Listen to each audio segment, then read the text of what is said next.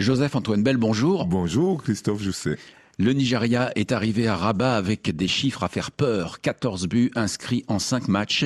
Hier, en demi-finale, il a été totalement muselé. Cette qualification du Maroc, c'est d'abord une victoire tactique. C'est une victoire tactique ou une défaite tactique, mais toujours est-il que le Nigeria n'est pas venu avec les mêmes intentions qu'il avait animées jusque-là. Ce n'est pas seulement le plan de Walid Regragui pour couper les lignes de passe à partir d'Alex Iwobi qui explique les raisons de la défaite nigériane. Non, c'est déjà que avant le match, il faut se souvenir que l'entraîneur nigérian avait déclaré que il laisserait la possession de la balle au Maroc à ses adversaires.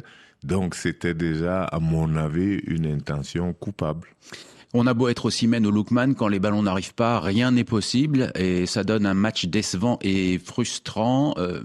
Osimhen particulièrement, non ? Très frustrant parce que malheureusement, l'être humain s'habitue à tout. Et donc, lorsque vous jouez à reculons, que vous recevez pas les ballons, et vous finissez par vous y habituer. Vous avez vu que Lookman a fini son match comme si c'était devenu normal de pas se faire voir, de pas recevoir les ballons. Et donc, oui, je comprends la frustration de ces deux joueurs-là, mais je sais aussi que dans l'analyse du footballeur, ils penseront simplement que les Marocains ont été plus forts. Ils oublieront que c'est le choix de jeu du Nigeria qui a favorisé l'explosion et la réussite totale du plan de jeu marocain. Il y a 24 heures, vous nous disiez que c'était le jour pour avoir un grand gardien de but. Le Maroc l'a eu avec Yassine Bounou. Oui, absolument. Et ben, le gardien de but, en tous les cas, le grand gardien de but, ça sert à ça. Quand vous êtes le gardien de but d'une équipe forte, vous n'avez pas beaucoup d'arrêts à faire, mais vous devez très bien faire les quelques-uns que vous aurez à faire et vous devez vous montrer à la hauteur dès que l'opportunité se présente. Et donc Bounou a été porté en triomphe par ses coéquipiers. Ça va pas forcément vous plaire, je le sais, mais son triomphe, c'est aussi l'échec de 2 des 4 tireurs nigérians qui n'ont pas bien tiré quand leur tour est venu. Oui, vous aviez raison. Non.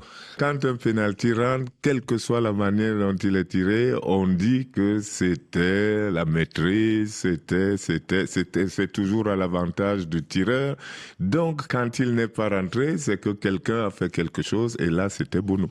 À Tanger, l'homme qui s'est distingué, c'est Sadio Mané. À la fin d'un match verrouillé, la star des Lions du Sénégal a fait le geste juste pour marquer et clore le débat.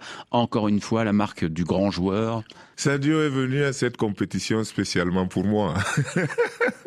Il n'a fait que de bonnes choses depuis le début, nous l'avons dit ici. Et puis là, quand on parle de chance, oui, le Sénégal a gagné. Sur l'action, on voit de la chance, mais sur l'ensemble, ce n'est pas de la chance. Donc la chance vient toujours pour ceux qui la méritent.